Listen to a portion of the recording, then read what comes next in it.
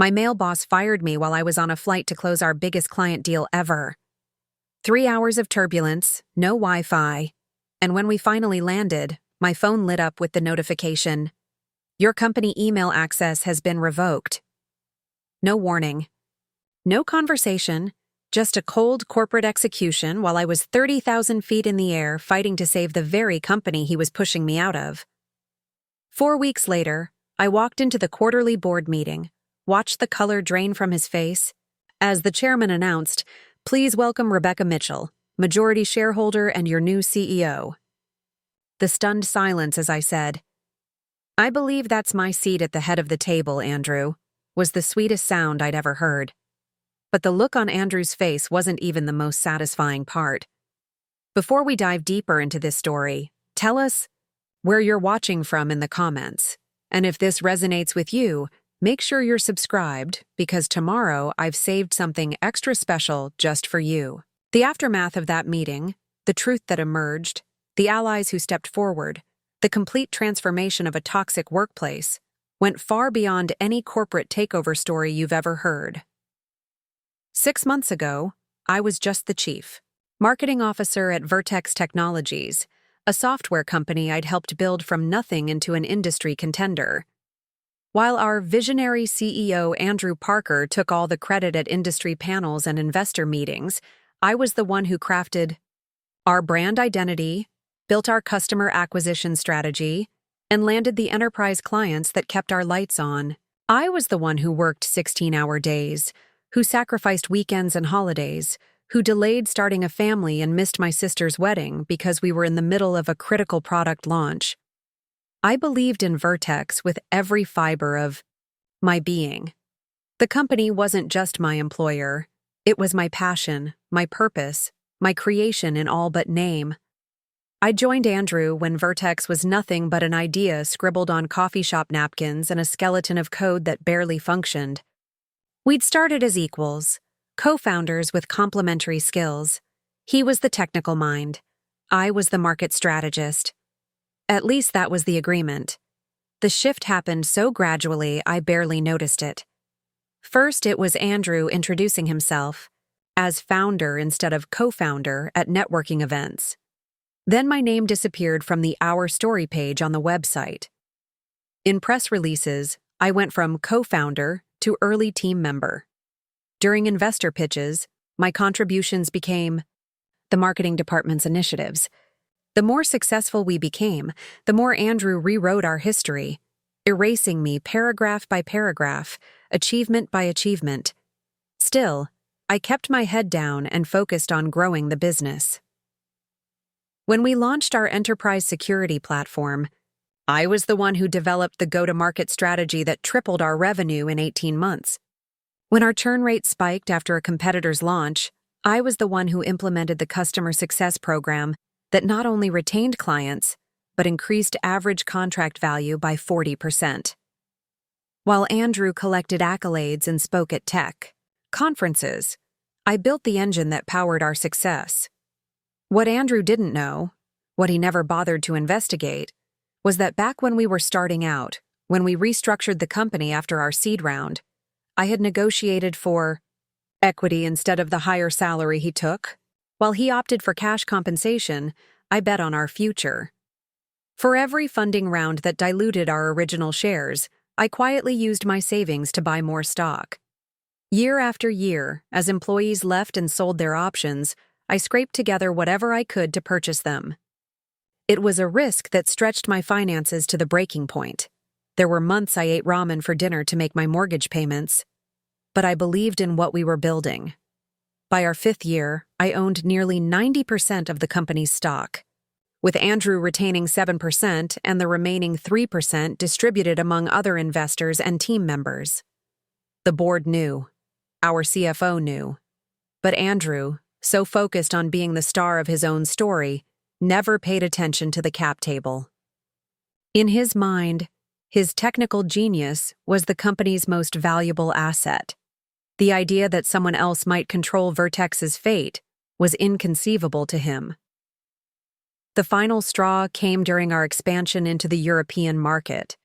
After months of preparation, Countless sleepless nights researching compliance regulations and building relationships with potential clients, I had finally secured a meeting with Meridian Global, a financial services giant whose contract would increase our valuation by at least 30%, crucial for the Series C funding round we were pursuing.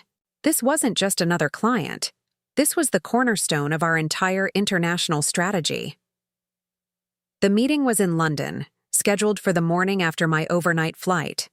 I'd prepared exhaustively, rehearsed every possible objection, and constructed a proposal tailored specifically to their needs.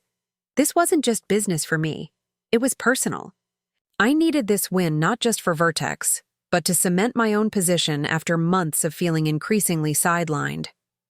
What I didn't know as I boarded that flight was that Andrew had already set his plan in motion.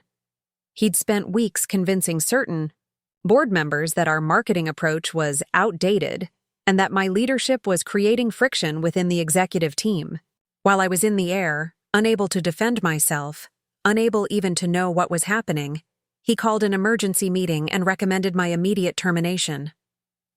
I landed at Heathrow Airport, exhausted but focused. The Meridian Global meeting was just hours away, and I needed to review my presentation one last time before heading to the hotel. As I switched my phone off airplane mode, it immediately began buzzing with notifications. Messages, missed calls, emails, a digital avalanche that made my stomach drop before I'd even read a single word. The first notification froze me in place. Your company email access has been revoked. I blinked, convinced it was some kind of IT error. Then came a text from our HR director, Vanessa. Rebecca, I'm so sorry. Call me ASAP. Another from our CFO, Martin. This is wrong. Let me know when you land. My hands shook as I called Vanessa. The airport noise faded to a distant hum as she explained what had happened. Andrew called an emergency board session. He presented a case that our marketing strategy was failing, that you were resistant to necessary changes, and that the company needed new leadership immediately. Her voice cracked slightly. 3 board members voted with him. Only Martin and Diana opposed. But the Meridian meeting, I said, my voice sounding hollow even to my own ears. I'm literally in London right now to close this deal. He told. The board you were taking an unauthorized international trip that would jeopardize our regulatory compliance, Vanessa replied. Said it demonstrated your reckless decision-making. I felt physically ill. The Meridian meeting had been on the company calendar for weeks. Andrew had personally approved the travel budget. This wasn't a misunderstanding. It was a calculated betrayal. There's more, Vanessa continued, her voice dropping. He's already announced your replacement, Jennifer Cox from Riverdale Systems. Apparently they've been in talks for weeks. Jennifer Cox, Andrew's former colleague from before Vertex. The connection clicked into place. This wasn't about marketing strategy or leadership style. This was Andrew consolidating power, surrounding himself with loyalists, erasing the last person who remembered the truth.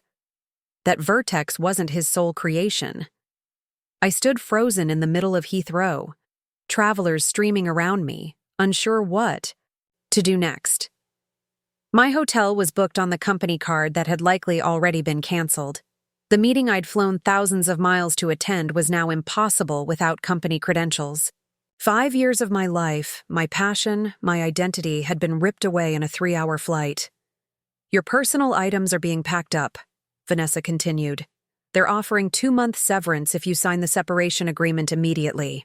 The subtext was clear. Take the money, walk away quietly, disappear. I need to think, I told her, ending the call before the tears threatening at the corners of my eyes could spill over. I wouldn't give Andrew the satisfaction of breaking down, even if no one was there to witness it. I found a quiet corner of the airport and tried to collect myself.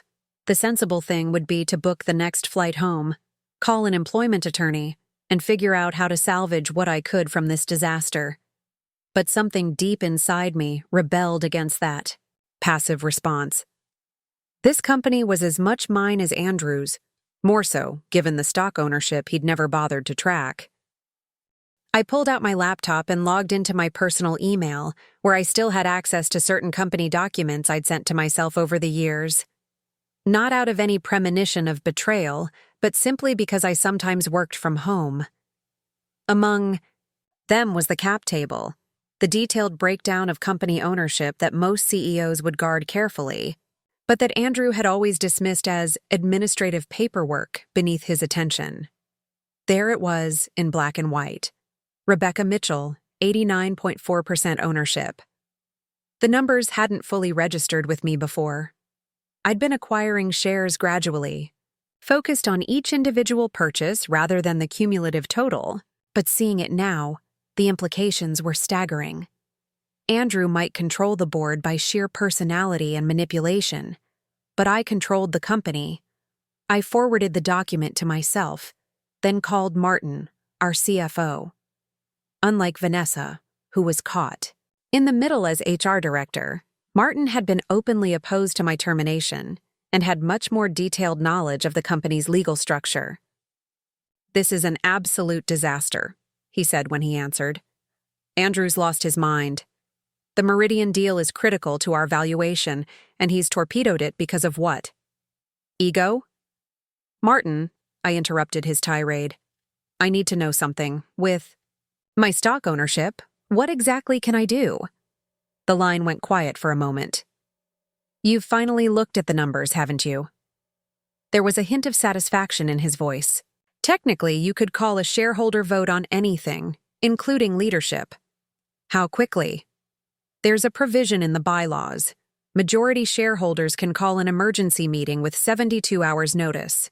3 days. 3 days to regroup, strategize, and prepare to fight for the company I'd helped build." The task seemed overwhelming, but clarity was beginning to replace the shock and hurt. This wasn't just about my job anymore. It was about the company's future, about the culture and vision being corrupted by Andrew's narcissism.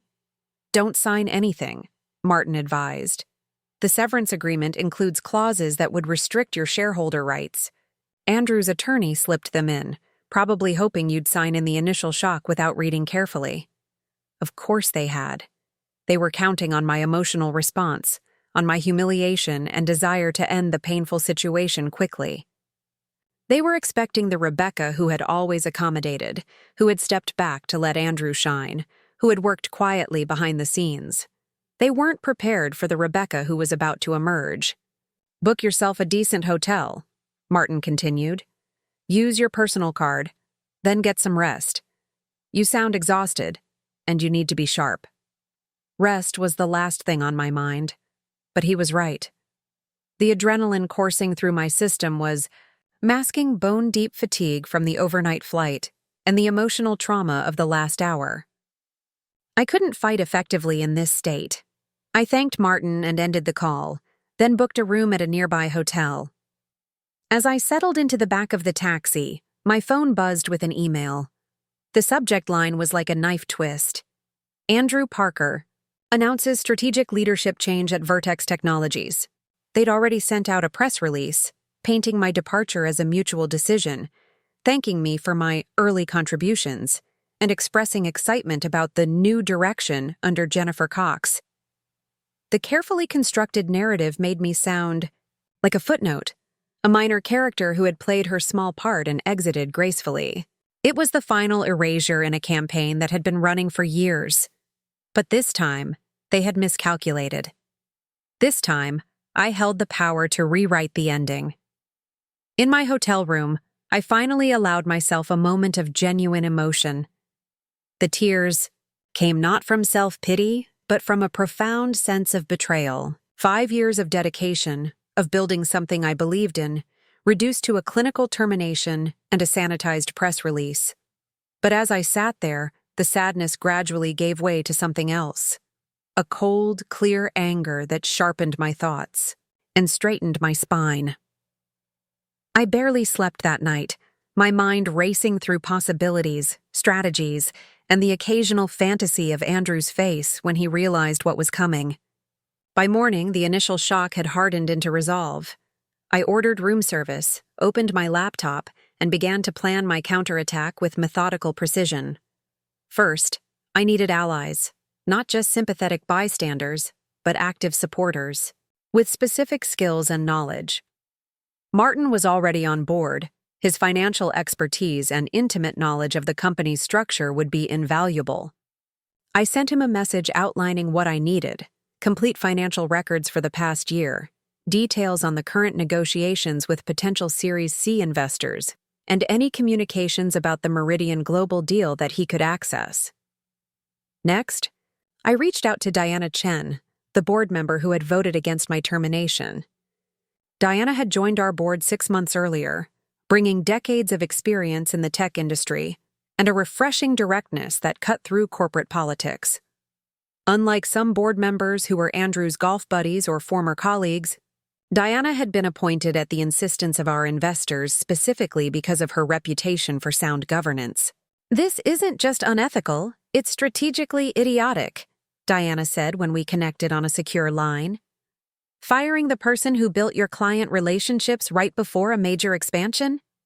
Even if Andrew had legitimate concerns about your performance, which, to be clear, he didn't, the timing alone demonstrates catastrophically poor judgment."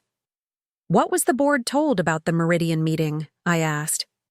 Andrew claimed it was a preliminary exploration that Jennifer could handle easily.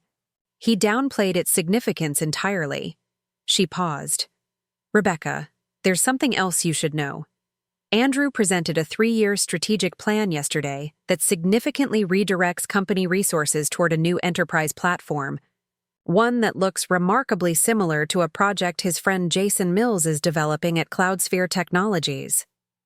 The implication was clear. Andrew wasn't just consolidating power, he was potentially preparing to redirect company resources to benefit his friend's project, or perhaps setting up an acquisition that would personally enrich him. This wasn't just about erasing me anymore. It was about exploiting Vertex for his personal network's gain. "How quickly can you arrange a conversation with the other board members?" I asked, "particularly the 3 who voted with Andrew?" "Lawrence and Michael are firmly in Andrew's camp," Diana cautioned. "They've known him for years, but Sophia might be persuadable. She's always been focused on maximizing shareholder value, and if what you're telling me about your stock ownership is accurate, it is. I can forward you the documentation. Do that. I'll set up a call with Sophia for this afternoon. And Rebecca?" Her voice softened slightly. "Document everything. Every communication, every detail you can remember about projects, clients, decisions where Andrew took credit for your work. This isn't just about reclaiming your position anymore. It's about protecting the company." After talking with Diana, I contacted Vanessa again. As HR director, she had access to internal communications and performance records that could establish the pattern of my contributions versus Andrew's claims. She had been caught in an impossible position during the termination, obligated to execute the board's decision while personally opposing it. "I need to be careful," she said, her voice low despite being alone in her home office. "Andrew's been at headquarters all morning, going through your files, questioning the marketing team about ongoing projects. He seems almost frantic." "That's interesting," I replied, making a mental note. Andrew's behavior suggested he was already worried about potential vulnerabilities in his position. "Has he said anything specific about the Meridian deal?" "He told the team it was a long shot anyway, that you'd been pursuing it against his better judgment. Jennifer's been making calls trying to reschedule, but apparently Meridian isn't returning." "Her calls." Vanessa hesitated. "The team doesn't believe Andrew's version of events, Rebecca. People are confused, angry. 3 people from marketing have already updated their LinkedIn profiles." The news sent a conflicting wave of emotions through me. Vindication that my team recognized the injustice, concern for their positions, and a strategic recognition that internal discord could strengthen my case about Andrew's destructive leadership. My next call was to someone outside the company, Elena Voss, an attorney specializing in corporate governance whom I'd met at a Women in Technology conference the previous year. I explained my situation, including my majority shareholder status and Andrew's actions. This is actually more straightforward than many corporate disputes, Elena said after hearing the details. With your ownership percentage, you have clear, legal standing to call a shareholder meeting and vote on leadership changes.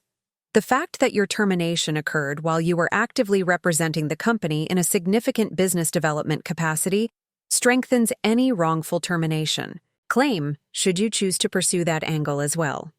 I'm less interested in wrongful termination than in protecting the company, I told her. The board vote was technically legitimate, even if based on misleading information. Technically legitimate, but potentially breaching fiduciary duty if Andrew knowingly provided false information to influence the vote, Elena corrected. But I understand your priority. Let's focus on the shareholder action first. I'll draft the formal notice today. In the meantime, continue gathering documentation of your contributions and any evidence of Andrew's misrepresentations. By mid-afternoon London time, my hotel room had transformed into a command center. My laptop was surrounded by notebooks, filled with timelines, key points for the board presentation, and questions I anticipated from Andrew's allies. I had drafted and redrafted my statement for the shareholder meeting, focusing on the company's welfare rather than personal grievances. Martin called with an update on the financial situation. You need to know something concerning, he said without preamble. Andrew initiated a significant transfer to the product development budget this morning, nearly $2 million reallocated from marketing and business development. For his friend's project, I guessed, almost certainly. He's labeled it Strategic Platform Enhancement with no detailed breakdown. I've delayed processing it by citing some regulatory compliance questions, but I can only stall for another day or two before it raises suspicions. This was no longer just about my position or even about Andrew's betrayal. He was actively diverting company resources, potentially endangering Vertex's financial stability right before a crucial funding round. The stakes had suddenly become much higher than my personal grievance. Diana's call with Sophia had gone better than expected. While not committing to reversing her vote, Sophia had expressed serious concerns about Andrew's sudden strategic shift and the handling of the Meridian opportunity.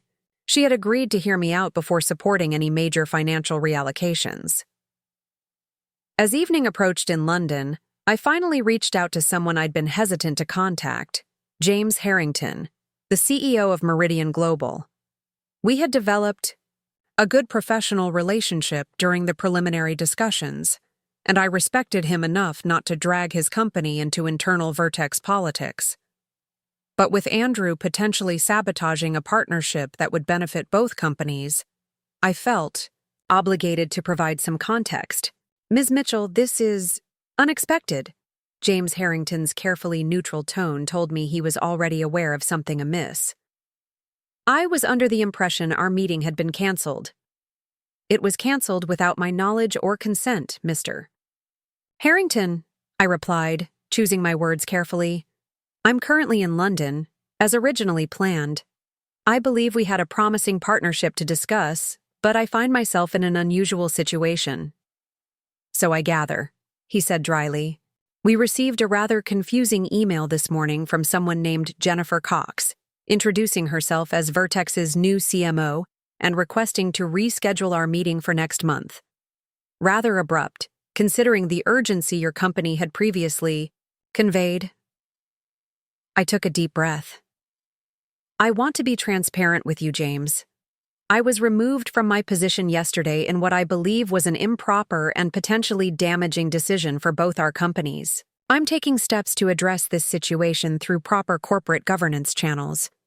But I didn't want Meridian to be left wondering what happened. The line went quiet for a moment. I appreciate your candor, Rebecca. Unusual as this situation. Maybe it speaks to your professionalism that you're reaching out directly. He paused. Off the record, this kind of sudden leadership change right before a major partnership discussion raises serious concerns about organizational stability. I understand those concerns completely, I acknowledged. And I wouldn't blame Meridian for reconsidering the partnership under these circumstances. I'm simply asking that you perhaps delay any final decisions for a few days. The situation at Vertex is evolving, he repeated, and I could hear the hint of a smile in his voice. That's a diplomatic way to put it. Very well, Rebecca. Out of respect for our previous interactions, Meridian will hold off on any decisions regarding Vertex for 1 week. After that, we'll need to evaluate our options based on whatever evolution has occurred. It wasn't a commitment to wait for my potential return, but it was something, a window of opportunity that Andrew's hasty actions might have otherwise slammed shut. I thanked James and ended the call, immediately updating my notes with this small but significant victory. By evening, Elena had drafted the formal notice calling for an emergency shareholder meeting. The language was precise and powerful, citing specific bylaws and my majority ownership stake. Once served, Andrew and the board would have no choice but to convene within 72 hours or risk breaching corporate governance requirements. I reviewed the document carefully, then gave Elena approval to proceed with delivery. This will be delivered to all board members and executives simultaneously tomorrow morning San Francisco time, Elena confirmed. I suggest you book a flight. Back as soon as possible. You'll want to be present, not calling in remotely, for maximum impact. I had already been searching for flights while we spoke. There was a red-eye leaving Heathrow that would get me to San Francisco by mid-morning, local time. Not ideal for jet lag, but it would put me on the ground with enough time to prepare for the meeting that would likely be scheduled for the following day. As I booked the flight, a message arrived from Martin. Just overheard A discussing selling. Cloud Security Division to CloudSphere. Moving fast. Claims strategic streamlining, but CS is where Jason's project would integrate. Need to hurry. The Cloud Security Division was Vertex's most innovative and promising unit. The one I had fought hardest to develop despite Andrew's initial skepticism. It had taken nearly a year of persistent advocacy to secure the resources for that team, and now they were producing our most competitive technology. Selling it would be catastrophically short-sighted, unless your goal was to help a friend acquire valuable IP at a bargain price. I forwarded Martin's message to Elena with a question. Can we include an injunction against asset sales in our shareholder action? Her response was immediate. Yes. Drafting amendment now to prevent any asset sales, acquisitions, or major financial reallocations pending shareholder meeting outcome. I was beginning to see why Andrew had chosen to make his move while I was literally unreachable on an international flight. He had planned multiple actions in rapid succession. My removal, Jennifer's installation, budget reallocation, and potentially even this asset sale, creating a fait accompli before anyone could organize effective opposition. If I hadn't owned the majority of shares, his strategy might have worked perfectly. With my flight booked and legal documents in motion, I turned my attention to preparing for the confrontation itself. The shareholder meeting would give me the legal authority to make changes, but winning the narrative would be equally important for the company's stability afterward. I needed to present not just as someone wronged seeking justice, but as a leader with a clear vision for Vertex's future. I spent hours organizing evidence of my contributions, from marketing strategies that had driven our growth to client testimonials. That specifically mentioned working with me. I compiled data on the success of initiatives I had championed versus those Andrew had pushed through on his own authority. The contrast was striking. My projects consistently outperformed his by measurable metrics, Diana called again with news from her discussion with Sophia, the potentially persuadable board member. She's deeply concerned about the Cloud Security Division rumors, Diana reported. That division was a key factor in her fund's decision to invest in Vertex. She's requested financial projections for the company with and without that division. From Martin. Good, I said. And her position on my termination? She admitted Andrew's presentation seemed rehearsed, almost as if he'd been planning it for some time, regardless of performance issues. She also found it odd that he had Jennifer Cox already lined up so quickly. The whole thing struck her as suspiciously predetermined. Another piece falling into place. The more board members questioned Andrew's motives and methods, the stronger my position would be, not just for reclaiming my role, but for potential structural changes to prevent similar governance failures in the future. As I prepared to head to the airport, a final message arrived from Vanessa. Team atmosphere deteriorating rapidly. Jay Cox tried to access your strategy documents, but team can't find critical files. A, clearly agitated, locked in conference room with legal counsel most of afternoon. 2 more resignations submitted today. Morale at all-time low. The company was already feeling the effects of Andrew's short-sighted power grab. Talent loss, disrupted projects, strategic confusion, all predictable consequences of removing a key leader without proper transition or legitimate cause. In his eagerness to consolidate control, Andrew was damaging the very company he claimed to be protecting. The 8-hour overnight flight gave me time to rest, review my strategy, and prepare mentally for the confrontation ahead. While most passengers watched movies or slept, I alternated between refining my presentation for the shareholder meeting and allowing myself brief moments of reflection on how we had reached this point. I had always known Andrew had an outsized ego. It was part of what made him effective in certain aspects of his role. His confidence had opened doors, attracted early investors, and created a reality distortion field that helped us push through difficult early stages. But somewhere along the way, that necessary confidence had mutated into something darker, a need to be the sole hero of the Vertex story, to claim exclusive ownership of its success while offloading any failures onto others. Had I enabled this by stepping back, by allowing him to take center stage while I worked behind the scenes? Perhaps, but that self-questioning would have to wait. As the plane began its descent into San Francisco, I put away the past and focused entirely on the immediate challenge. Within hours, I would be walking into Vertex headquarters, not as the CMO, not as an employee at all, but as the majority owner prepared to exercise her rights.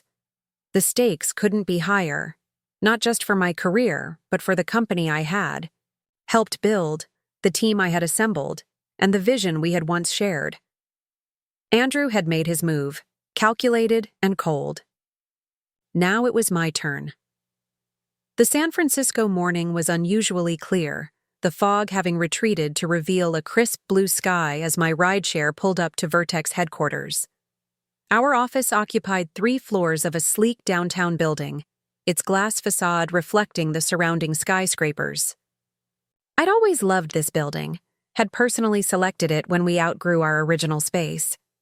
Now I approached it feeling like both an outsider and the rightful owner, an odd contradiction that fueled my resolve. I wore a carefully chosen outfit, a charcoal gray suit that projected authority without trying too hard, accented with a bold blue blouse that had always been my lucky color for major presentations. My hair was pulled back neatly, makeup subtle but polished. Image shouldn't matter in business, but I knew it did, especially for women.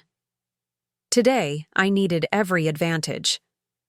Elena met me at a coffee shop around the corner, impeccably dressed herself, in a tailored navy suit that radiated confidence and competence. She handed me a leather portfolio containing all the legal documents we'd prepared.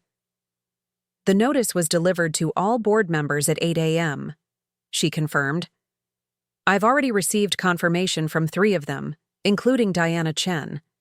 Based on the bylaws, they have until tomorrow morning to schedule the meeting, but I suspect we'll hear something by noon. And the injunction against asset sales? Filed with the notice. Andrew cannot legally proceed with any significant transactions until after the shareholder meeting. She studied me with a professional eye. How are you holding up? Jet lag can be brutal for these confrontations. I'm running on adrenaline and righteous indignation, I admitted with a small smile. Sleep can wait until after we've secured the company. Elena nodded approvingly. That's the attitude you need. Remember, you're not just fighting for your position. You're protecting the company from potentially destructive leadership decisions. Keep that perspective front and center. We spent 30 minutes reviewing our strategy, then parted ways. Elena would remain available by phone while I made my first move, showing up in person at the office. I could have waited for the formal meeting notice, but I wanted to gauge the atmosphere directly. And, if I was being honest, I wanted to see Andrew's face when he realized I wasn't quietly accepting my dismissal. The security guard in the lobby did a double-take when I approached. "Ms. Mitchell, we were told." "There's been a misunderstanding, Carl," I said smoothly, sliding my access badge across the counter. To my relief, it still worked. HR hadn't deactivated building access yet, just my email and internal systems. Carl hesitated only briefly before scanning my badge and pushing the visitor log toward me. I signed in, pretending not to notice his concerned glance toward the phone. No doubt he'd be calling upstairs the moment I entered the elevator. Good. Let them know I was coming. The elevator ride to the 14th floor gave me a moment to center myself. When the doors opened, I stepped into the reception area with my head high, walking purposefully as if this were any other Tuesday morning. Our receptionist, Tara, looked up from her desk and her eyes widened dramatically. "Rebecca, we didn't," she stammered, clearly flustered by my appearance. "Good morning, Tara," I said warmly. "Lovely day, isn't it?" Before she could respond, I continued past her desk toward the main office area. The open concept workspace fell silent as I entered, dozens of eyes turning in my direction. I could read the mix of emotions, confusion, relief, anxiety, hope, as I walked the familiar path toward my office. My former office. I was halfway there when Jennifer Cox emerged from the conference room, followed by Andrew. They were deep in conversation, heads bent together over a tablet, and didn't notice me immediately. It was Martin who alerted them, clearing his throat loudly from his nearby workstation. Andrew looked up, annoyed at the interruption, then froze when he saw me. The color drained from his face so quickly I momentarily worried he might faint. Jennifer followed his gaze, her expression shifting from confusion to alarm. "Rebecca," Andrew finally managed, his voice strained. "This is unexpected.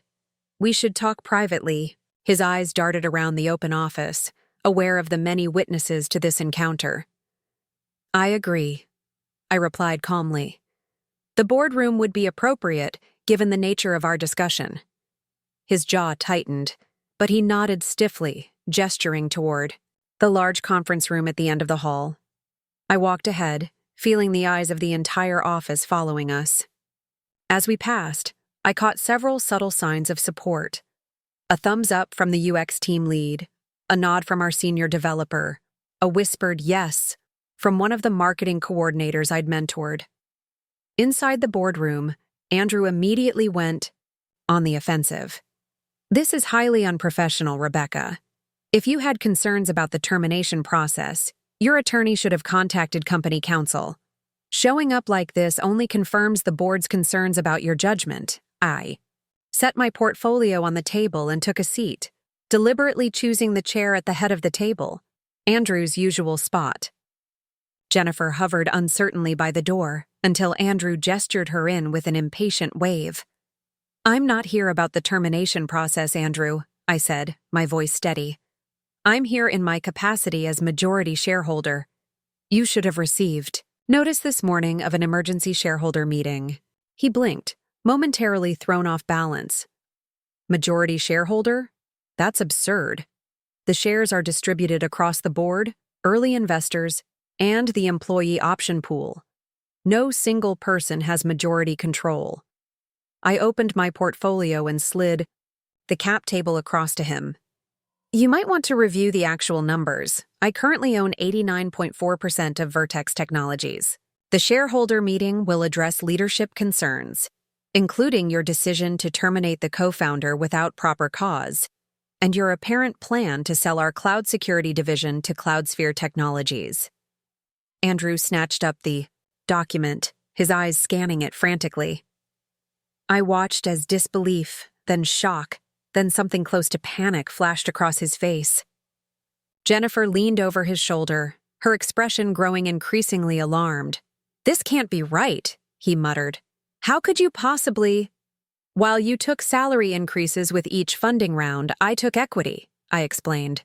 "When employees left and sold their options, I purchased them. Every bonus I earned went back into company shares. I believed in Vertex's future, so I invested accordingly." Andrew looked up, his face now flushed with anger replacing the initial shock. "This is some kind of manipulation. You've never mentioned this level of ownership in board meetings." "It's all properly documented in the corporate records," I replied.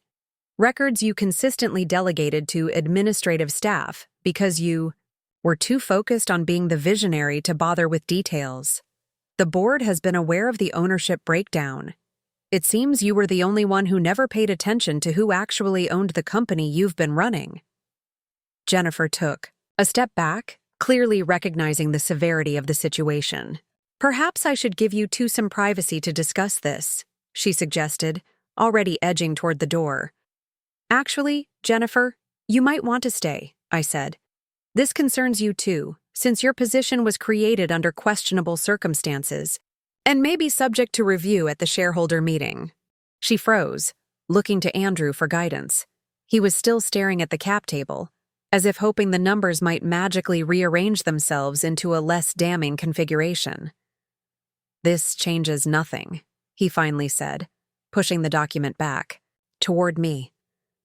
"The board voted. Your termination stands regardless of your shareholder status. The board voted based on information you provided, Andrew. Information that we both know was misleading at best and fabricated at worst." I leaned forward. "But you're right about one thing. My shareholder status doesn't automatically reverse my termination. That's why I've called the meeting. To vote on new leadership for Vertex. Leadership that won't sabotage client relationships or sell off our most valuable division to help your friends." His head snapped up. "What are you talking about?" "Cloudsphere Technologies. Jason Mills. The convenient restructuring plan you presented immediately after firing me. The $2 million budget reallocation you pushed through yesterday." I maintained steady eye contact. "Should I continue?"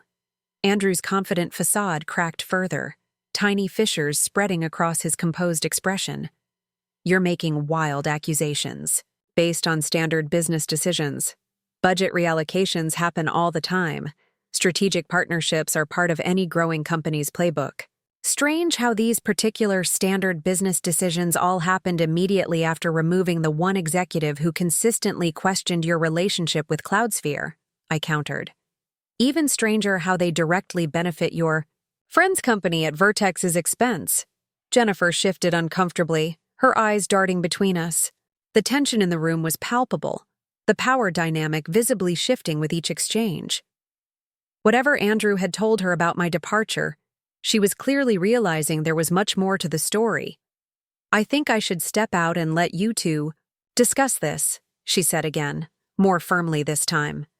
"That might be wise," I agreed. Once she had left, closing the door behind her, I turned back to Andrew. "You can still salvage something from this, you know? A dignified resignation would be better than what's coming at the shareholder meeting." His face hardened. "Is that a threat? After everything I've done to build this company, you think you can just walk in and take it from me?" "Everything you've done," I repeated, unable to keep the edge from my voice. "Let's talk about what you've actually done, Andrew. You've taken credit for my marketing strategies. You've presented my client acquisition model as your innovation. You've systematically erased my contributions from the company narrative while positioning yourself as the sole visionary." I pulled out another document from my portfolio, a side-by-side comparison of company growth metrics, clearly showing the correlation between initiatives I had championed and our most significant periods of expansion. The data doesn't lie. The strategies that actually built Vertex came predominantly from my department.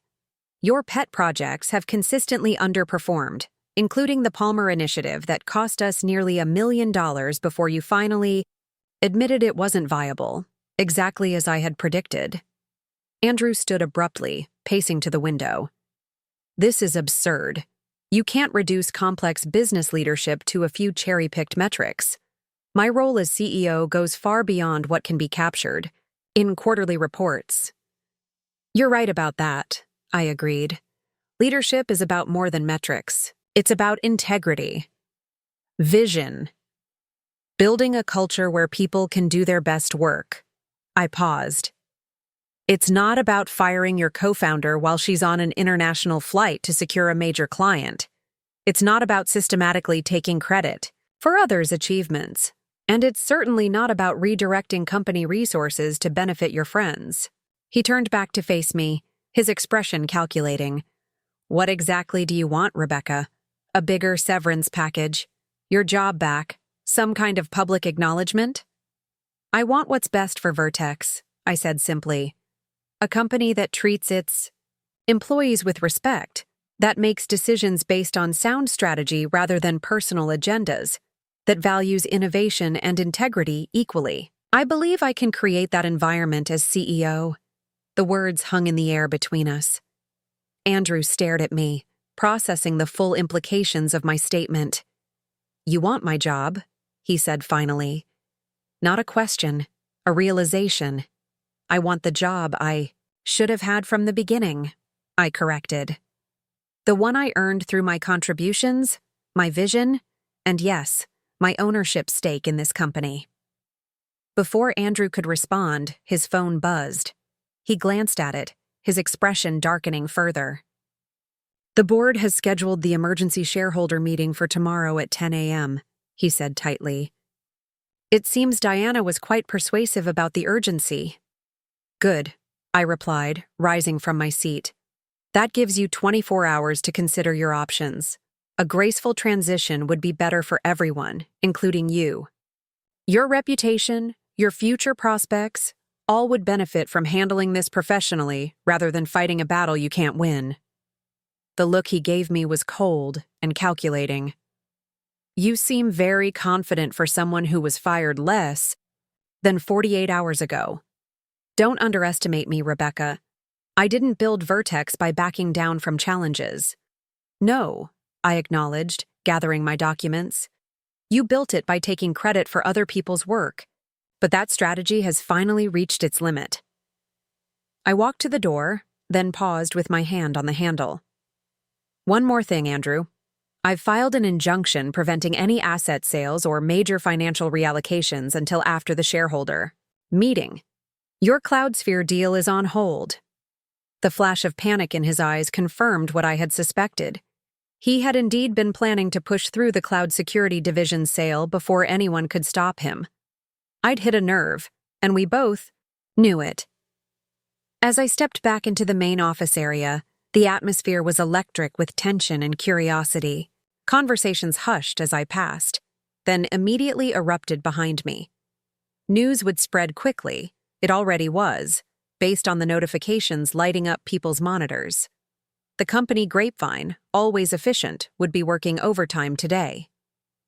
Martin intercepted me near the elevator, his expression carefully neutral for the benefit of onlookers, but his eyes conveying silent support.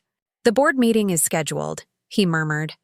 Diana's bringing in the independent counsel she suggested. Should be interesting.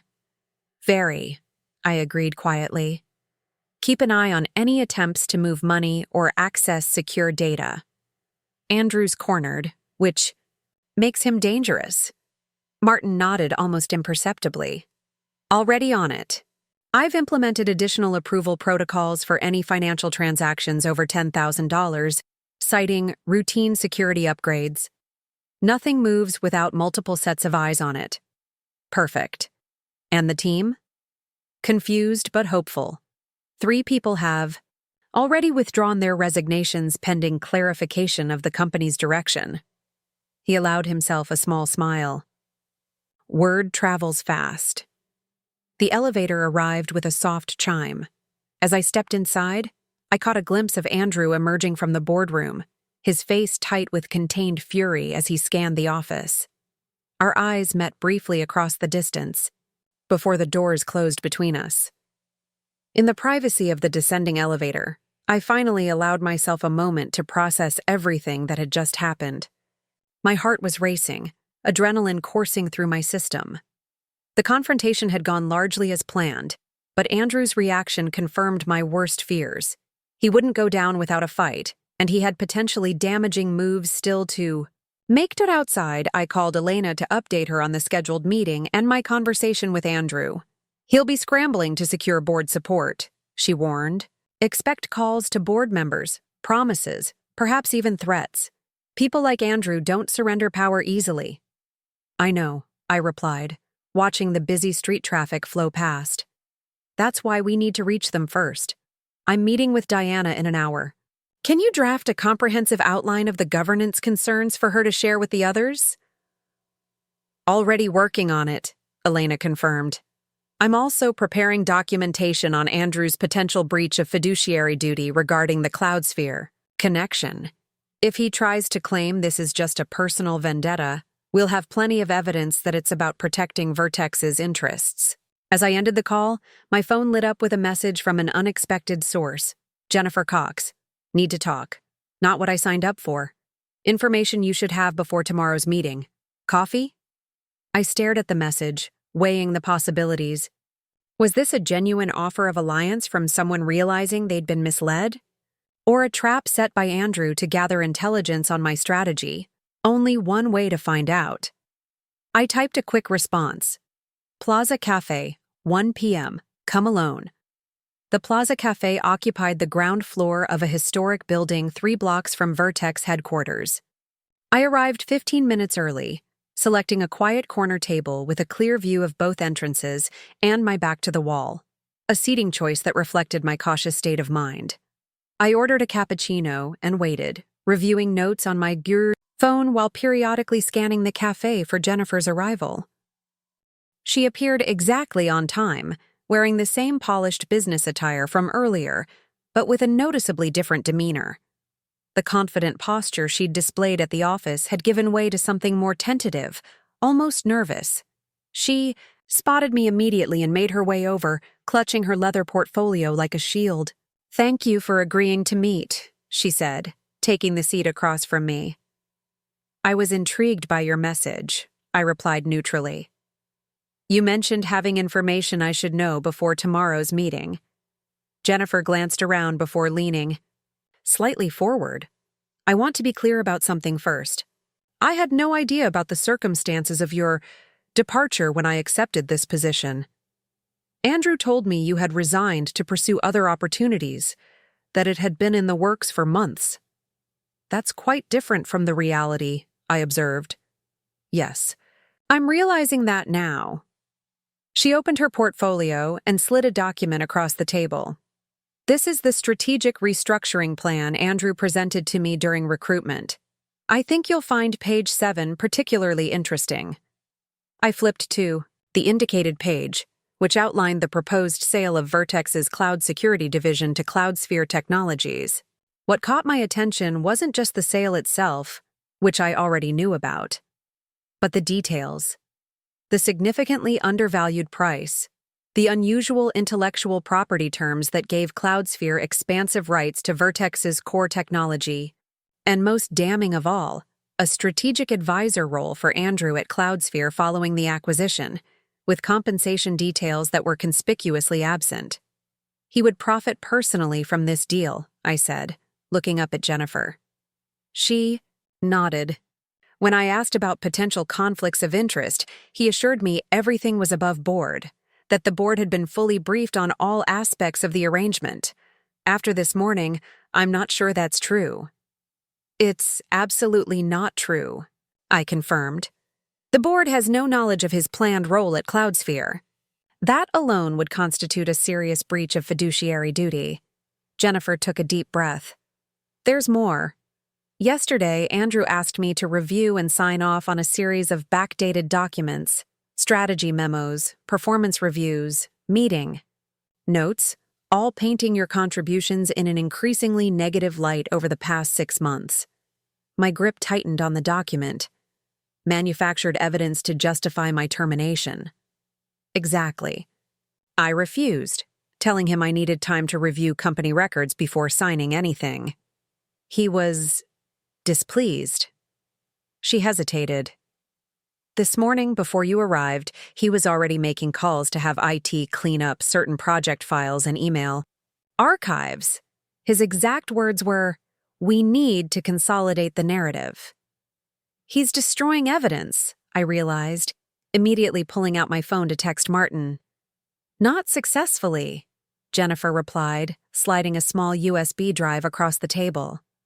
I was given temporary admin access to onboard to your systems. I've made copies of the original files he's targeting. Project reports, email exchanges, presentation materials, everything showing your actual contributions. I stared at the drive, then back at Jennifer. Why are you doing this? You must realize that if I succeed tomorrow, your position will likely be eliminated. She met my gaze directly. Because I've built my career on competence and integrity, not office politics and backstabbing. When Andrew recruited me, he described a visionary company with values that aligned with my own. What I've witnessed in the past 24 hours suggests that was a lie. She closed her portfolio. I've been the only woman in the room too many times, Rebecca. I've watched men take credit for my ideas, seen qualified women passed over for promotions they deserved. I'm not going to be complicit in perpetuating that pattern, even if it costs me this job. For the first time since this ordeal began, I felt a genuine smile form. You know, under different circumstances, we might have made an excellent team. Perhaps we still could, she suggested tentatively. My expertise in enterprise systems integration would complement your marketing and product vision, assuming, of course, you're successful tomorrow. Are you proposing I keep you on if I become CEO? I'm proposing you consider my qualifications separate from the circumstances of my hiring, she clarified. Judge me on my capabilities, not on Andrew's manipulations. It was a fair request, and a brave one given her precarious position. I can respect that approach, I acknowledged, though there would need to be clear boundaries and expectations moving forward. We spent the next 30 minutes discussing what Jennifer had observed during her brief time at Vertex. She provided insights into conversations with key clients who had expressed confusion about my sudden departure, details about Andrew's frantic attempts to accelerate multiple initiatives before the shareholder meeting, and most valuably, which board members he seemed most confident would remain in his corner. Lawrence is completely aligned with him, she confirmed. They've spoken at least 4 times today alone, but Michael seems more hesitant, especially after receiving the formal meeting notice. Andrew had to work hard to reassure him about something. I could only hear Andrew's side, but he kept emphasizing that the cloud security sale was strategically necessary and fully vetted. Both false, I noted. Our security division is our strongest growth area, and there's been no proper valuation or market analysis. As our meeting concluded, Jennifer hesitated before standing. What do you think will happen tomorrow? Andrew will fight, I said with certainty. He'll present himself as the victimized visionary being attacked by an emotional, vindictive woman who couldn't accept a business decision. He'll paint me as unstable, impulsive, perhaps even incompetent. And your strategy? Facts, data, evidence, and the simple mathematical reality that I own nearly 90% of the company. I tucked the USB drive securely into my portfolio. Thank you for this. It took courage. Not as much as walking into that office the way you did this morning, she replied with newfound respect in her voice. After Jennifer left, I immediately contacted Elena to update her on this significant development. Her response was instantaneous. This changes our approach. With evidence of document tampering and undisclosed conflicts of interest, we can take a much more aggressive stance at tomorrow's meeting. I'll prepare additional materials immediately. I forwarded the relevant information to Martin with instructions to secure our most critical systems and data against further tampering. His reply was equally swift. Already on it. Implemented emergency. Backup protocols this morning. Nothing disappears without a trail. My next call was to Diana, updating her on what I'd learned about the CloudSphere deal and Andrew's undisclosed advisor role. Her sharp intake of breath told me everything about how the board would view this revelation. This is no longer just about your position or even company strategy, she said gravely. This is potentially actionable misconduct. I'll speak with the other board members immediately. Even those who have supported Andrew need to understand the liability implications. Here, the pieces were falling into place more rapidly than I'd anticipated. What had begun as a fight to reclaim my position and protect the company from poor leadership decisions had evolved into something more serious, exposing governance failures and potential legal violations that no responsible board could ignore. As evening approached, I checked into a hotel near the office. After the confrontation that morning and the revelations from Jennifer, returning to my apartment seemed unwise. Andrew knew where I lived, and in his increasingly desperate state, I wouldn't put it past him to attempt some last-ditch intervention. In the hotel room, I spread my materials across the desk, organizing my presentation for tomorrow's meeting. The case against Andrew had grown substantially stronger with Jennifer's evidence, but I knew better than to underestimate him. Men like Andrew, charismatic, confident, and cornered, were at their most dangerous when facing defeat. My phone buzzed with a text from an unknown number. "You have no idea what you're doing. Some things are better left alone. Last chance? To accept the severance and walk away." No signature, but the sender was obvious. I didn't dignify it with a response. Instead, I focused on finalizing my strategy for the morning, knowing that sleep would be elusive, but tomorrow would require every ounce of clarity and focus I could muster. The Vertex Technologies boardroom looked different in the morning light. What had once felt like Andrew's personal domain now seemed like what it truly was, a corporate space belonging to the company itself, not to any individual. I arrived 30 minutes early, deliberately choosing to be the first person present.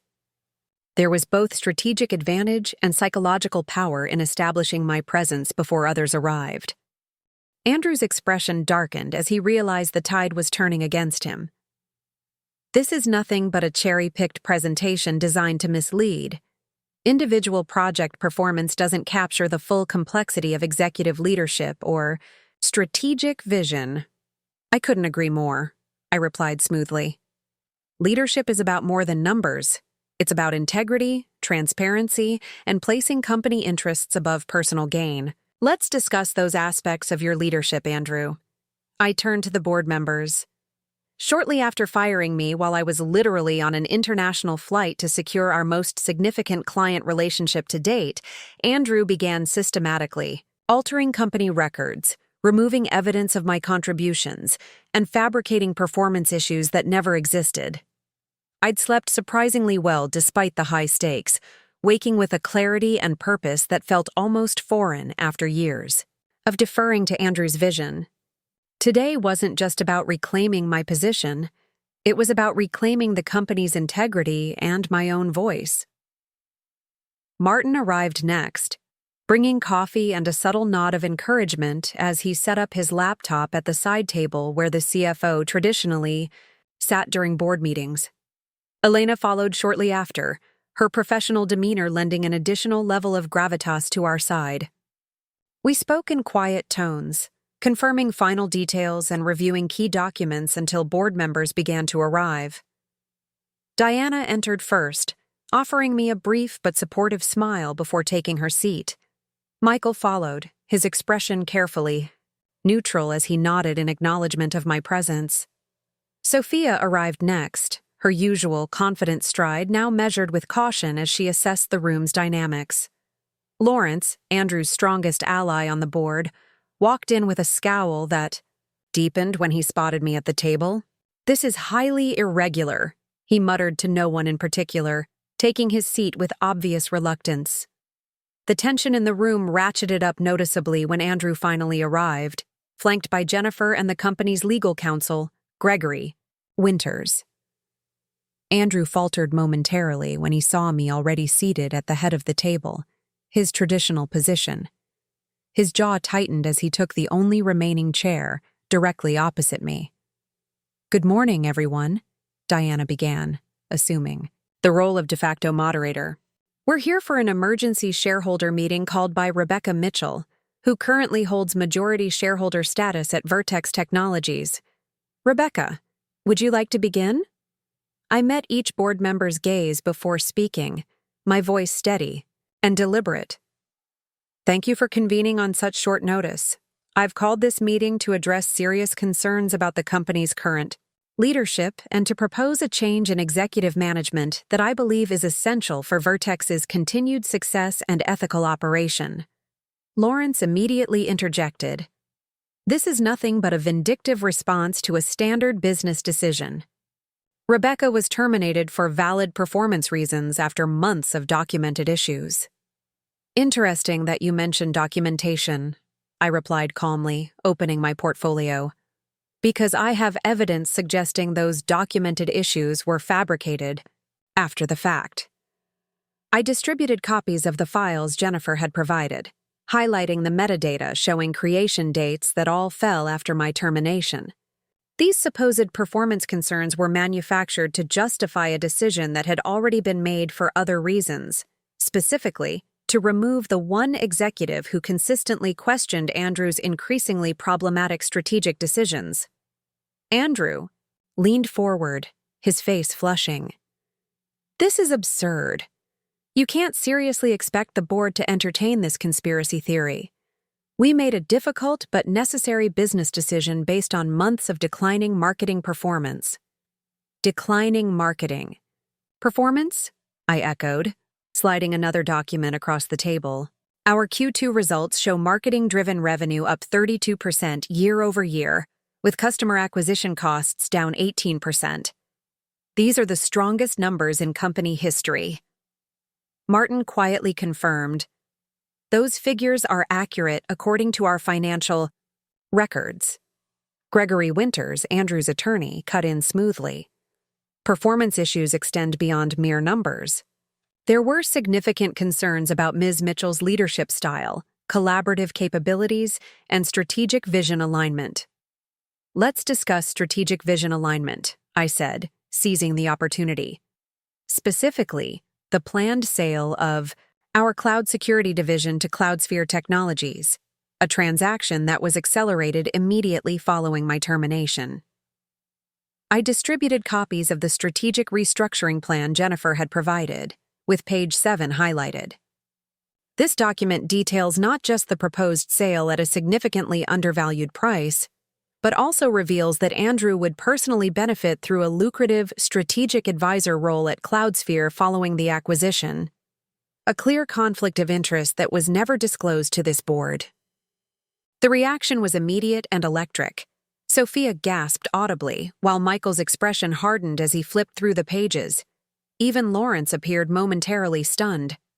"This is an outrageous mischaracterization," Andrew sputtered, his composure cracking. "The advisor role was merely exploratory, a potential arrangement discussed in passing. Exploratory arrangements don't typically come with compensation packages," I noted, pointing to the relevant section. "And they certainly don't justify selling our most promising division at 40% below market valuation, according to the independent analysis Elena commissioned yesterday." Elena nodded, sliding her own report to the center of the table. "The proposed sale price is dramatically misaligned with current market valuations for similar technology assets." Andrew turned to his attorney, clearly seeking support, but Gregory was reviewing the documents with a growing look of concern. The attorney understood the legal implications better than anyone. This wasn't just bad business. It was potentially actionable misconduct. Diana spoke into the tense silence.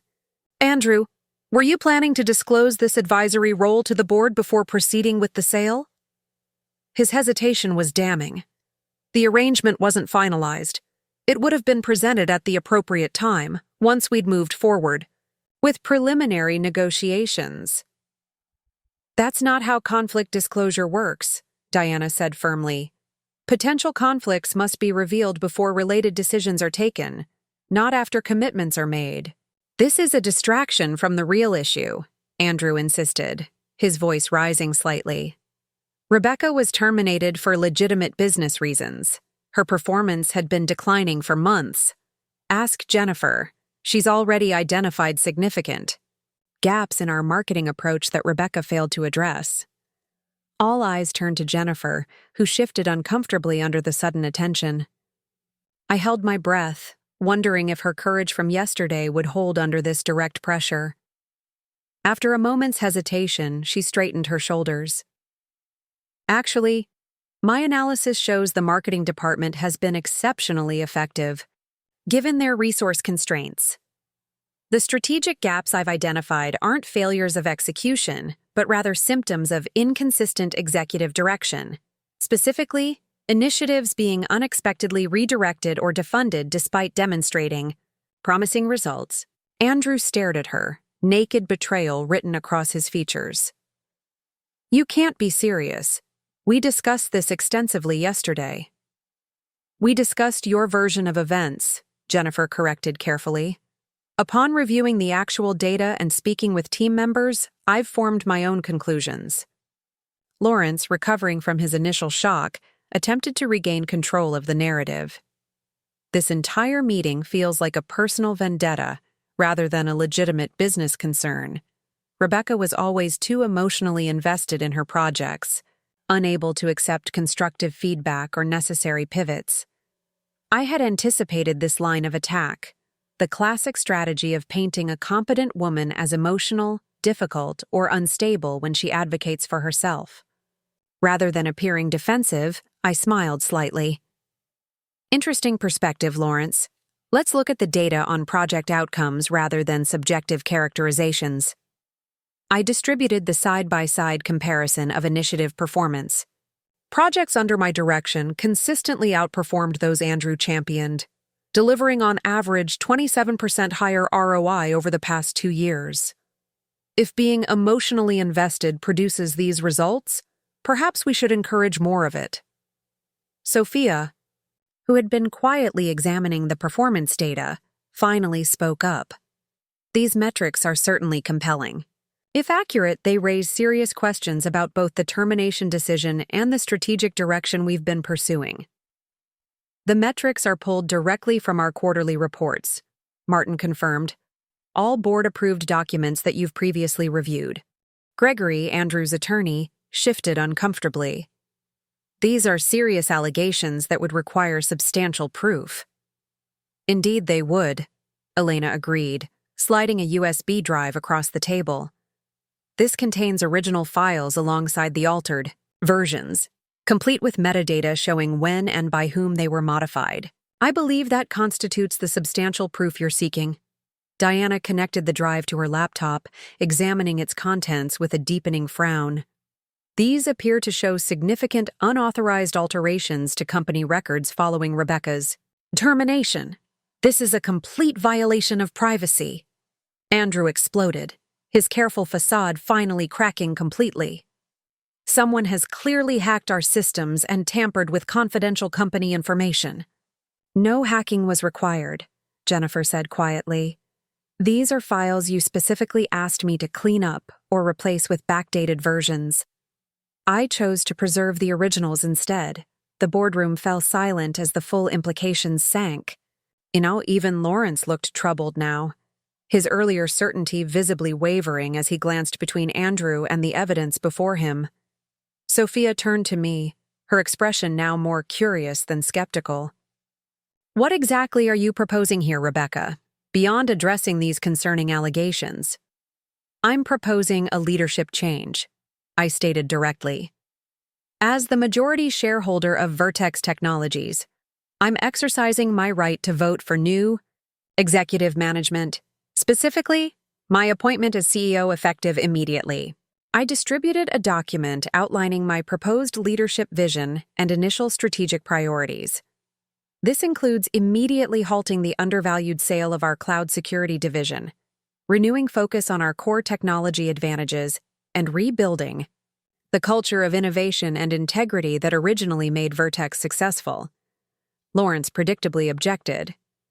This is corporate hostage-taking. You can't just waltz in with accusations and expect to seize control of a successful company because of a personal grievance. This isn't a hostile takeover, Lawrence, I corrected calmly. I already own the company. I'm simply assuming leadership of what is legally mine after discovering serious governance failures that threaten its value and reputation. Andrew leaned forward, desperation evident in his voice. The board voted. My leadership was confirmed by this very group just days ago. You can't simply override proper corporate governance because you don't like the outcome. Governance based on deliberately falsified information isn't proper, Diana countered, looking up from the files she'd been reviewing. If these records are accurate, and they appear to be, then the board's decision was made under false pretenses. Michael, who had remained largely silent, finally spoke. I think we need to acknowledge the uncomfortable reality here. Rebecca owns nearly 90% of this company. Regardless of how we feel about the situation, she has the legal right to determine leadership.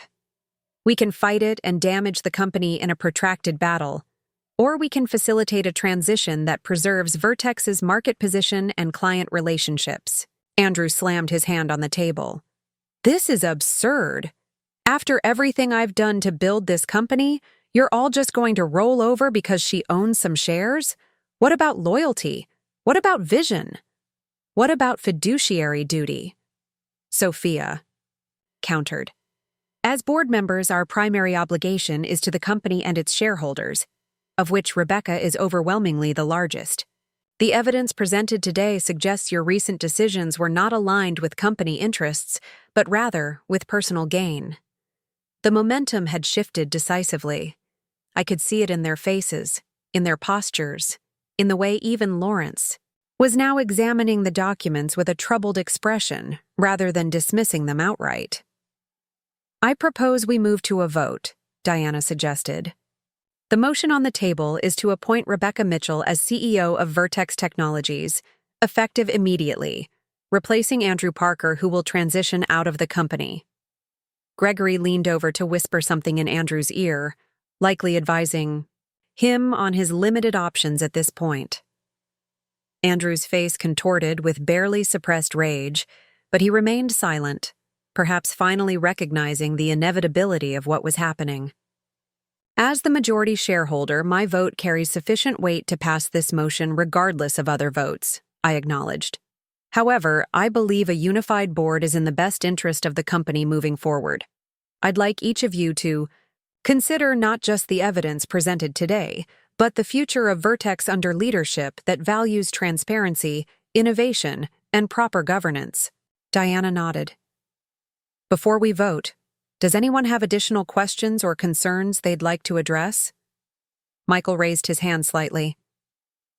What assurances do we have that this transition won't disrupt our operations or alarm our clients and investors? A leadership change of this magnitude carries significant risks. It was a fair question, one I had anticipated. I've prepared a detailed transition plan, I said, distributing another document. It addresses communication strategy for key stakeholders, continuity measures for critical projects, and specific steps to stabilize the organization through this change. Martin has reviewed it from a financial and operational perspective. Martin nodded his confirmation. The plan is thorough and practical. It prioritizes stability while implementing necessary governance improvements. Additionally, I continued, I've already spoken with James Harrington at Meridian Global. Despite the confusion created by my abrupt termination, they remain interested in our partnership, contingent upon clear leadership and consistent strategic direction moving forward. Sophia nodded, apparently satisfied with my response about the Meridian Global situation. That's reassuring. Client confidence is paramount during transitions. Diana looked around the table. If there are no further questions, we'll proceed to the vote. The motion is to appoint Rebecca Mitchell as CEO of Vertex Technologies, effective immediately. All in favor? Diana's hand rose without hesitation. Sophia followed quickly. Michael raised his hand after a brief pause, his expression resolute. All eyes turned to Lawrence, who sat with his fingers steepled before him, clearly wrestling with his options. "Lawrence?" Diana prompted gently. He exhaled heavily. "While I have significant concerns about the process here, I cannot in good conscience ignore the evidence regarding the CloudSphere arrangement and the altered records." He raised his hand slowly. "I vote in favor, with the stipulation that we implement stronger governance procedures moving forward." "Unanimously approved," Diana announced, unable to completely hide her satisfaction. "Rebecca Mitchell is hereby appointed CEO of Vertex Technologies, effective immediately." Andrew stood abruptly, his chair scraping against the floor. "This is a disgrace. You'll regret this. All of you. This company will collapse within 6 months without my leadership." "Andrew," Gregory said quietly but firmly, placing a restraining hand on his client's arm. "I strongly advise against making statements you might later regret. Let's discuss next steps privately." The attorney's intervention seemed to penetrate Andrew's anger. He took a deep breath, straightened his jacket, and gathered his papers. "I expect a fair separation agreement reflecting my years of service and contributions," he said tightly. "Of course," I replied evenly. "Elena will work with Gregory to draft appropriate terms." As Andrew turned to leave, I added, "I'll need your keys and company access cards before you go. Standard protocol for executive transitions." The request, similar to what he had done to me just days ago, stopped him cold. For a moment, raw fury flashed across his face. Then, with deliberate slowness, he removed his keycard and office keys, dropping them on the table with a soft clink that somehow echoed in the tense silence. Without another word, he stalked from the room, Gregory following closely behind. When the door closed, the atmosphere in the boardroom transformed. Shoulders relaxed, breaths were released, and faces showed varying degrees of relief and apprehension. "Well," Diana said, breaking the silence, "that was certainly one of our more dramatic board meetings." A ripple of nervous laughter circulated, the table releasing some of the built-up tension. "Thank you," I said, looking at each board member in turn. "I understand this wasn't an easy decision, but I believe it was the right one for Vertex. I won't let you down." "See that you don't," Lawrence said, still clearly processing the morning's events. "This company has tremendous potential, but it needs steady leadership focused on sustainable growth, not personal agendas." "I couldn't agree more," I replied, choosing to take his comment as constructive rather than challenging. "Which is why my first priority will be a thorough governance review to ensure proper checks and balances moving forward." Michael leaned forward. "What about the cloud security division? The sale is officially halted?" "Immediately and completely," I confirmed. "It's our most promising technology area. Instead of selling it off, I plan to increase investment there, particularly in the enterprise security solutions that our clients have been requesting." The remainder of the meeting focused on practical transition matters. Martin presented a financial status update, highlighting areas that needed immediate attention. Diana outlined board expectations for regular communications. During this critical period, we established a weekly update cadence and set specific milestones for the first 30 days. As the meeting concluded, the board members filed out with varying expressions of cautious optimism. Lawrence paused at the door. "For what it's worth," he said quietly, "I never supported firing you the way Andrew did. The timing and method were unconscionable, regardless of performance concerns. It wasn't quite an apology, but it was something." "Thank you, Lawrence. I appreciate that." When only Martin, Elena, and I remained, I finally allowed myself a moment to absorb what had just happened. I sat down slowly, a wave of emotion threatening to overwhelm my carefully maintained composure. "You did it," Elena said simply, gathering her papers. "Flawlessly executed." "We did it," I corrected, glancing between her and Martin. "I couldn't have navigated this without your help." Martin smiled, the first genuine smile I'd seen from him in months. "What's your first official act as CEO going to be?" I stood up, drawing strength back into my posture. "First, I'm going to address the team. They deserve to hear directly from me what's happened and what comes next." The main office was humming with nervous energy when I emerged from the boardroom. Word had clearly spread that something significant was unfolding, with small clusters of employees exchanging whispered conversations that abruptly halted when they noticed me. I walked to the center of the open workspace and cleared my throat. "Could I have everyone's attention, please?" Faces turned toward me, expressions ranging from hopeful to anxious to confused. I spotted Vanessa from HR watching with particular intensity, likely trying to gauge what personnel challenges might be coming her way. "As of this morning, I've been appointed CEO of Vertex Technologies," I announced, my voice steady and clear. "Andrew Parker is no longer with the company." A wave of murmurs swept through the room, growing in volume until I raised my hand gently.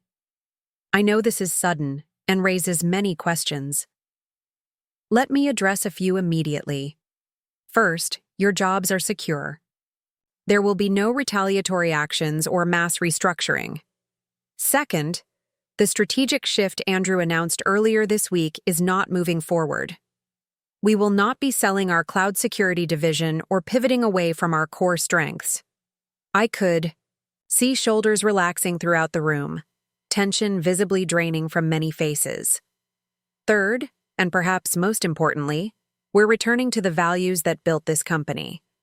Innovation grounded in integrity, decisions based on data rather than ego, and recognition for the actual creators of our success, all of you. A tentative applause began somewhere in the back, gathering momentum until it filled the room.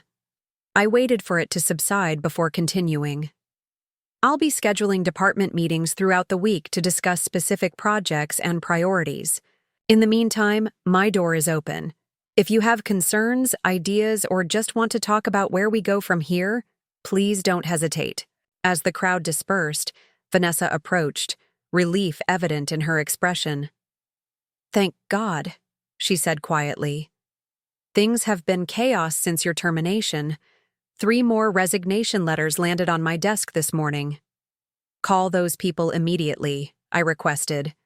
"Tell them the situation has changed and ask if they'd reconsider, pending a conversation with me." She nodded, already pulling out her phone. "With pleasure."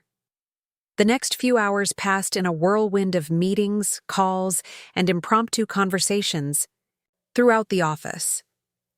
Energy coursed through the building, not the frantic, anxious energy of recent days, but something more positive and purposeful. Team members who had been hunched defensively over their desks were now engaged in animated discussions about projects and possibilities. The transformation was palpable.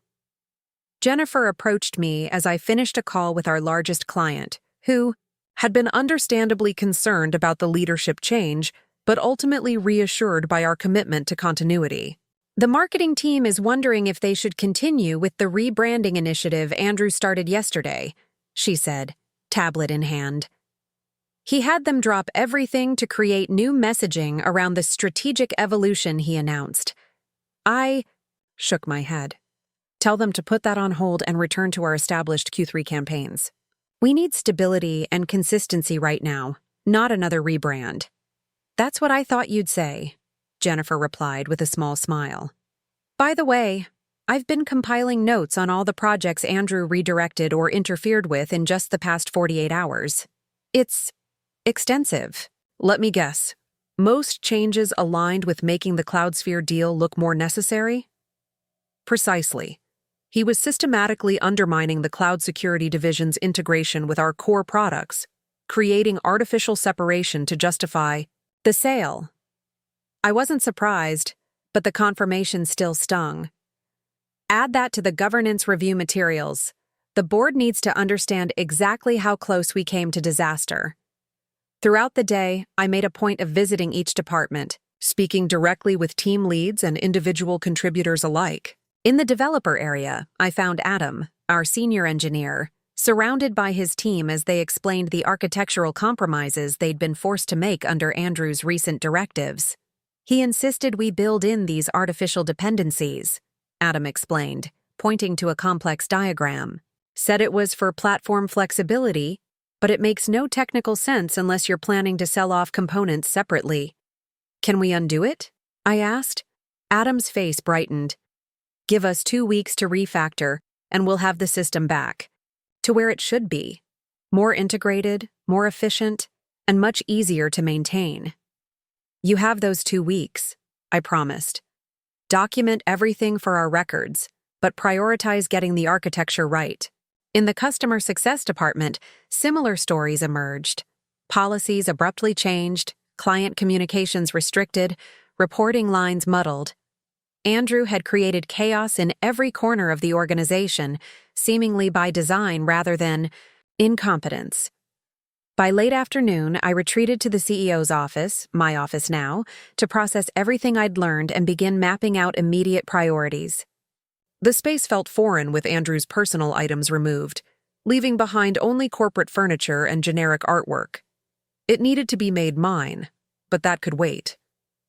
For now, functionality trumped personalization. Martin knocked on the open door, entering with a stack of financial reports.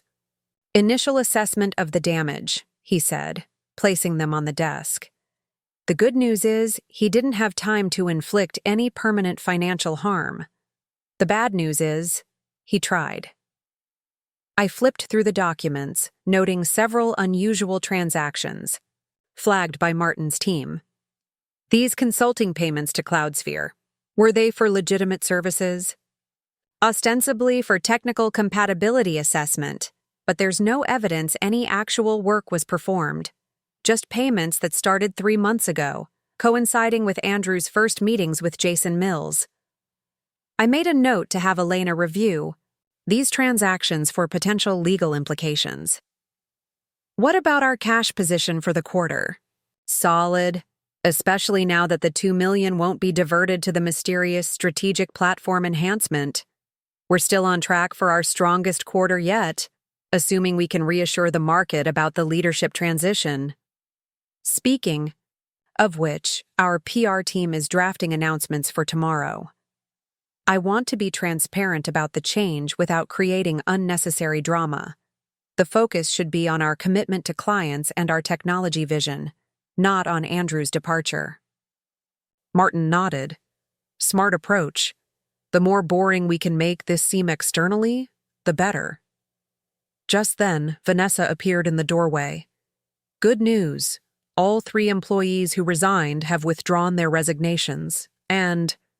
She hesitated, a small smile forming. We've received 4 inbound applications since word got out about the leadership change, including 2 from people who left during Andrew's tenure. Former employees wanting to return? That's telling, I observed. Fast-track those applications, especially if their previous performance reviews were strong. As the day wound down, I found myself alone in the office, the sunset casting long shadows through the floor-to-ceiling windows. 4 weeks ago, I had boarded a flight to London filled with determination to secure the Meridian deal. Tonight, I sat in the CEO's chair, responsible for every aspect of the company I had helped build. My phone buzzed with a message from James Harrington at Meridian. Heard about the changes at Vertex. When you're settled, let's reschedule our discussion. Still very interested in the partnership. Another buzz followed immediately after, this one from Diana. Board consensus is you knocked it out of the park today. Lawrence actually used the word impressed, which might be a first. Get some rest, CEO Mitchell. Tomorrow will be another full day. I leaned back in the chair, allowing myself a moment to absorb everything that had happened.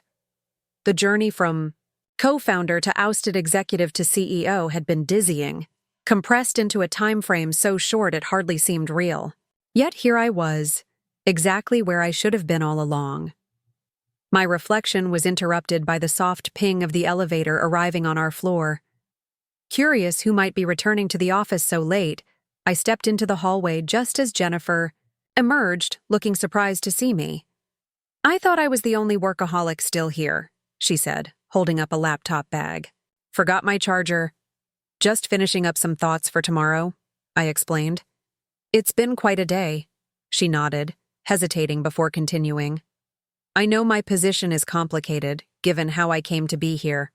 I want you to know I understand if you need to make changes." "Jennifer," I said carefully, "you had an opportunity to side with power today and chose integrity instead.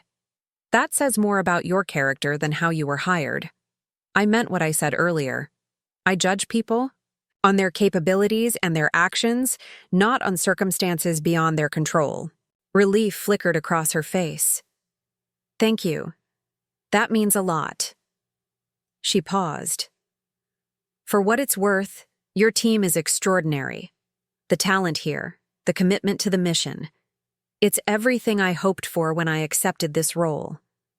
I'd very much like to be part of where Vertex goes next, however I can contribute most effectively. We'll figure that out together," I assured her. "But right now, we both should probably go home and get some rest. Tomorrow's another day of rebuilding."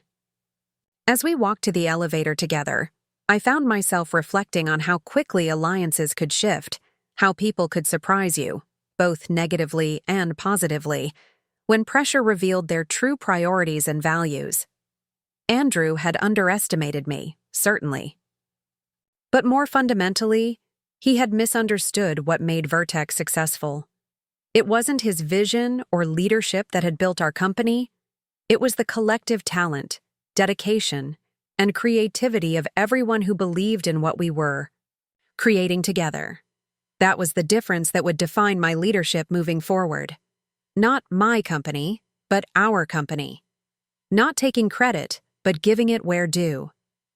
Not ruling through intimidation, but leading through inspiration and shared purpose. 4 weeks later, I sat at my desk reviewing the quarterly results we were about to present to the board. The numbers told a powerful story of recovery and growth. Client retention up, employee turnover down, and the cloud security division that Andrew had tried to sell off showing record performance. The Meridian Global Partnership had been finalized, opening European markets to us months ahead of our original timeline. Most importantly, the culture was healing, with collaboration replacing competition and innovation flourishing once more. My office had been transformed, now reflecting my own style, open, approachable, with glass walls that could become transparent or opaque depending on the need for privacy. The intimidating executive desk had been replaced with a more practical workspace arrangement that included a round meeting table where I conducted most of my conversations. The message was clear. This was a place for collaboration, not isolation. Knock at the door interrupted my review. Vanessa entered with a tablet in hand, her expression both professional and pleased. "The employee satisfaction survey results just came in," she announced. 89% say morale has improved significantly in the past month. 92% express confidence in the company's direction. Both numbers are the highest we've recorded since we began measuring 3 years ago. I smiled, genuinely moved by this validation. That's the metric that matters most to me. Thank you for pushing to conduct the survey early. People wanted to be heard, she replied simply, and they're clearly pleased with what's changed.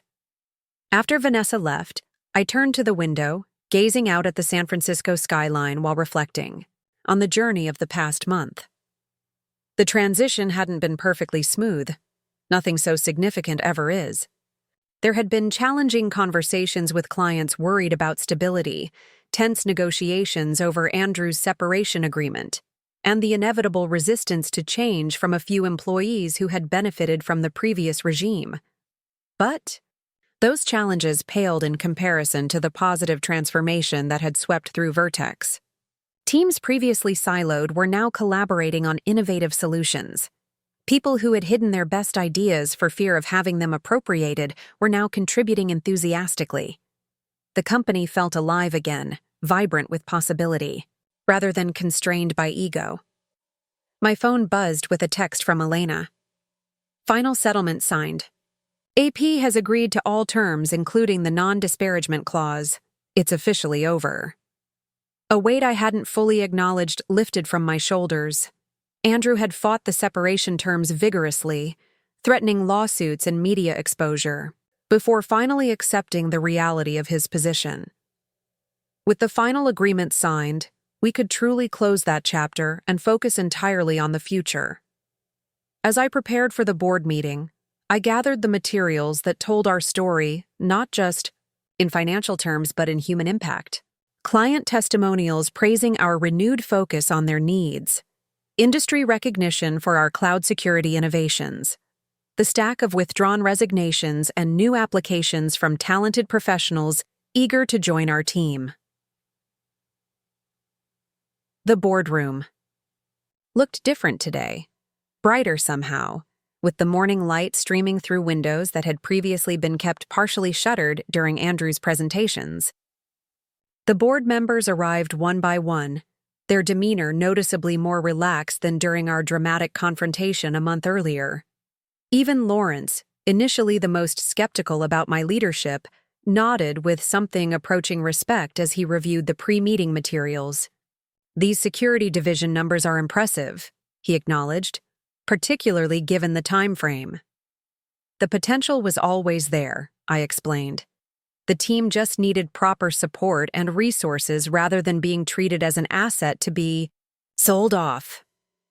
Diana called the meeting to order with a warm smile. "Before we begin the formal agenda, I'd like to acknowledge something remarkable. 4 weeks ago, this company was on the verge of a disastrous decision that would have undermined its core strengths and betrayed its mission. Today, we're reviewing results that exceed our most optimistic projections for the quarter." She looked directly at me. "That transformation didn't happen by accident. It happened because of leadership that combines strategic vision with genuine respect for the people who make that vision possible."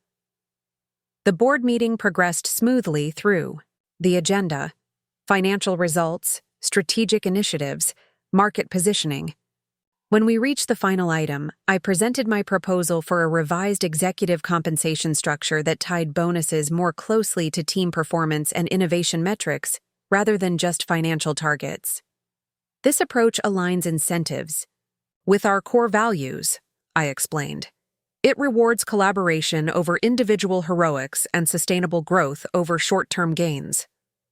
The proposal passed unanimously, the final affirmation that my vision for Vertex had truly taken hold. As I walked through the office after the meeting, I paused by what had once been my old workspace in the marketing department. Someone had placed a small plaque on the desk that read, "Where it all began." The gesture touched me deeply, a recognition of journey and legacy that felt profoundly meaningful. Martin spotted me standing there and approached with a knowing smile. "Feeling nostalgic?" "Reflective," I corrected, thinking about how differently things might have gone if Andrew had succeeded in erasing my contributions and selling off our best technology. "But he didn't succeed," Martin pointed out. "Because you built something too strong to be dismantled that easily. Not just technology, but relationships, trust, and a foundation of actual value rather than just the appearance of it." He was right. The lesson in all of this wasn't just about stock ownership or legal rights, though those had certainly been crucial to the outcome. The deeper truth was about the power of creating genuine value versus merely claiming credit for it. Andrew had excelled at the latter while I had focused on the former, and in the end, substance had prevailed over style. The journey from co-founder to fired executive to CEO had transformed me as much as it had transformed Vertex. I had discovered a voice and confidence that years of being systematically sidelined had muted. I had learned that leadership wasn't about taking center stage, but about creating conditions where everyone could contribute their best work. Most importantly, I had discovered that standing up for your worth isn't selfish. It's often necessary to protect what you've built and the people who helped build it. As I settled back into my office to prepare for an afternoon of client calls, I glanced at the framed email now hanging on my wall, the termination notice Andrew had sent while I was on that flight to London. Rather than hiding this painful moment, I had chosen to display it prominently as a reminder of how quickly circumstances can change and how essential it is to build your life on something more substantial than a title or someone else's approval. Beneath it, I'd added a simple caption: "Always know your worth. Always own your power." The lesson wasn't just for me, but for everyone at Vertex and beyond. Your contributions matter. Your voice matters. And sometimes, the person who underestimates you does so at their own peril, especially if they haven't bothered to check who actually owns the company. 4 weeks later, I sat at my desk reviewing the quarterly results we were about to present to the board. The numbers told a powerful story of recovery and growth: client retention up, employee turnover down, and the cloud security division that Andrew had tried to sell off showing record performance. The Meridian Global Partnership had been finalized, opening European markets to us months ahead of our original timeline. As I gathered my materials for the board meeting, my assistant Laura knocked on the door. "There's someone here to see you. Says it's important but won't give a name." Curious, I followed her to the reception area where a familiar figure stood looking out at the city skyline. Jason Mills, Andrew's friend from Cloudsphere Technologies. "Jason," I said, keeping my voice neutral. "This is unexpected." He turned, his expression unreadable. "Rebecca, thank you for seeing me without an appointment. What can I do for you?" I gestured toward a small meeting room for privacy. Once seated, Jason placed a flash drive on the table between us. "Andrew approached me 6 months ago with a proposition. He wanted Cloudsphere to acquire your cloud security division at a steep discount. In exchange, he promised to bring key Vertex talent and intellectual property that wasn't officially part of the sale." I kept my expression steady despite my shock. "That's corporate theft." "Yes," Jason agreed. "I initially played along because I wanted to see how far he would go. This drive contains all our communications, including his explicit offers to compromise Vertex's intellectual property." He slid it toward me. I never had any intention of following through with his scheme. "Why are you giving me this?" 2 reasons. First, because it's the right thing to do. Second, because I'd like to discuss a legitimate partnership between our companies, one based on mutual benefit rather than underhanded tactics. I studied him carefully. "Why should I trust you?" "You shouldn't, immediately," he replied with unexpected candor. "Trust is earned, but I've always respected your work, especially the security architecture you developed last year. What Andrew proposed wasn't just unethical, it was foolish. Destroying a brilliant technology ecosystem for short-term gain makes no business sense." The proposal Jason outlined over the next hour was surprisingly compelling. A collaborative, research initiative that would benefit both companies without compromising either's core business. By the time he left, I had a new perspective on someone I'd assumed was just another player in Andrew's schemes. Later that afternoon, as I presented our quarterly results to the board, I reflected on how easily we categorize people as allies or enemies based on incomplete information. Jason had seemed like an antagonist in our story, yet turned out to be someone with his own moral compass and legitimate business goals. After the meeting, Diana pulled me aside. "You seem contemplative today, despite delivering stellar results." "I've been thinking about assumptions," I admitted. "How we build entire narratives based on limited facts, especially when we're under threat." She nodded thoughtfully. "The mark of true leadership is remaining open to new information, even when it challenges your existing narrative." That evening, as I walked through our office before heading home, I paused at the wall where we'd recently mounted our company values.